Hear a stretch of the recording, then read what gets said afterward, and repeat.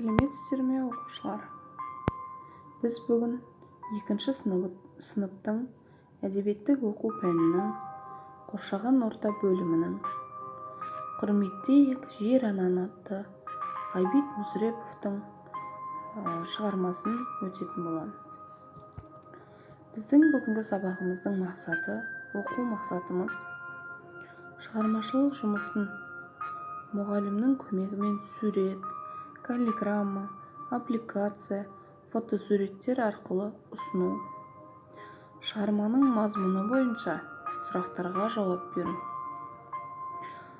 Және де бүгінгі сабағымыздың бағалау критерийлері шығармашылық жұмысын мұғалімнің және ата-ананың көмегімен сурет, каллиграмма, аппликация, фотосуреттер арқылы ұсынады.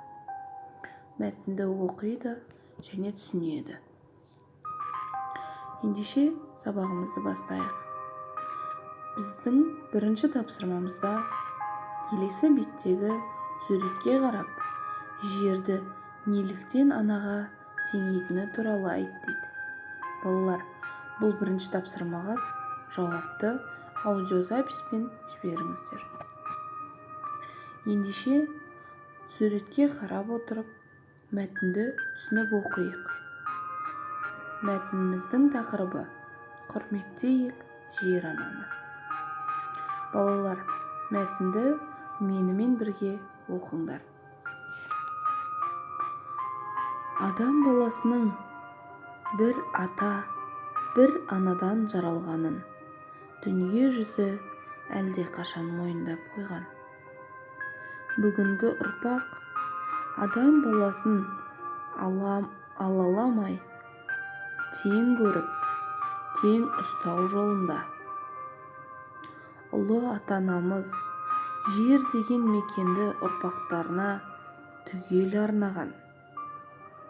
Адам баласының бесігі жер ана.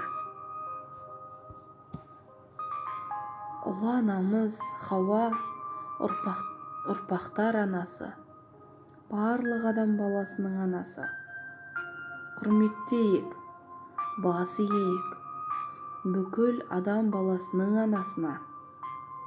Құрметтейік, бас иейік адам баласының мәңгілік ортақ бесігі жер анамызға, деп Ғабит Мүсірепов атамыз айтып кеткен екен. Ғабит Мүсірепов 1902 жылы, мына 3-ші кестеге байланысты Ғабит Мүсірепов туралы әңгімелейік. Ғабит Мүсірепов ағамыз 1902 жылы Солтүстік Қазақстан облысында туылған. Ол көрнекті жазушы. Оның көптеген ана тақырыбында жазған әңгімелері бар. 4-ші тапсырмамыз. Мәтінді мәнерлеп оқуға дағдылан. Соңғы азат жолды жаттап ал дейді. Балалар, ендеше біздің бүгінгі жазбаша тапсырмамыз осы болсын.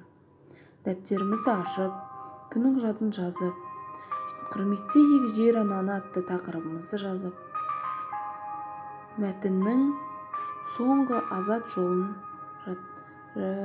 дәптерімізге көркемдеп жазып алайық.